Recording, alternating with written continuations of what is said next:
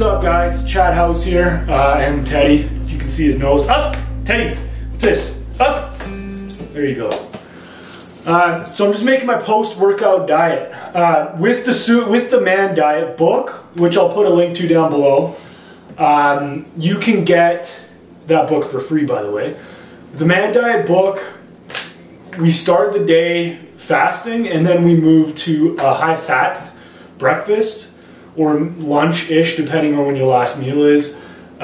So my first meal was nitrate-free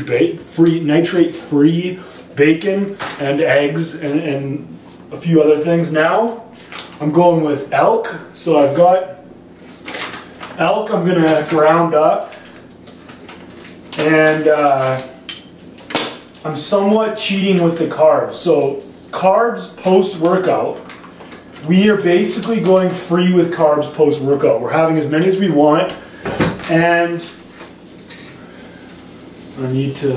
Teddy, get that. So we're having as many as we want.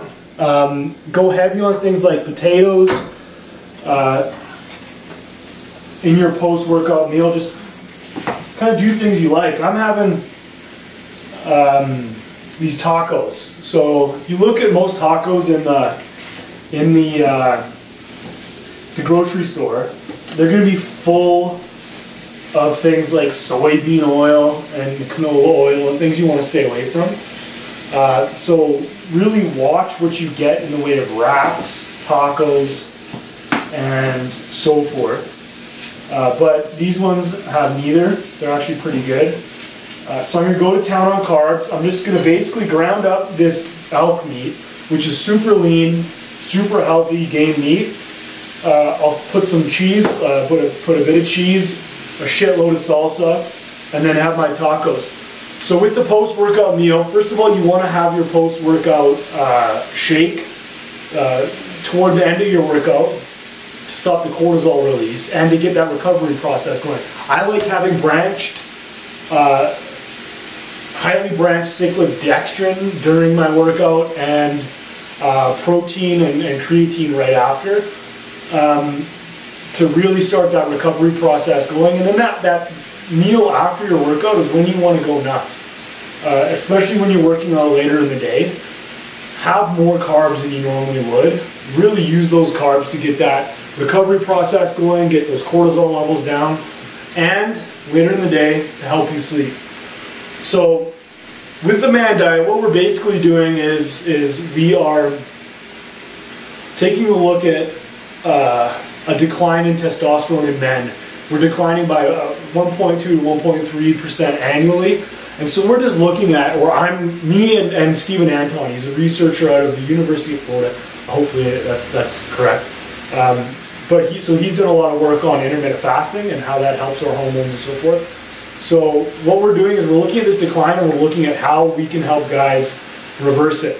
But that's not everyone's gap. Some guys have great testosterone levels, and that's not what they've got going wrong with them. And even within the battle of testosterone, some of the stuff that you're going to have to do will make incremental gains, and some will make the biggest results, or will yield the biggest results. And the two main things are getting enough sleep, getting 8 hours, and getting your body fat levels down to 14%. So in that light, in light of trying to tackle the biggest things that will yield the biggest results, I've got a quiz for you. So if you click the link down below in the description, I'm going to let you run through this quiz. You're going to figure out what's the one thing you need to work on most. So that may be training, that may be nutrition, that may be your daily routine to help you increase testosterone levels, that may be discipline. So take the quiz down below. I'm just going to finish up this meal again. High in lean protein, high in carbohydrates. It's a good meal, it's a fun meal. And what a lot of guys don't realize is that a few studies have shown, and I'll put those studies below. I've got to find them, but I'll put them below. I have them in a document. A few studies have shown that your cortisol levels increase as you are at a caloric deficit for a long enough time. So while you need to be at a caloric deficit to get that body fat down. Once that body fat's down, get back to a caloric maintenance.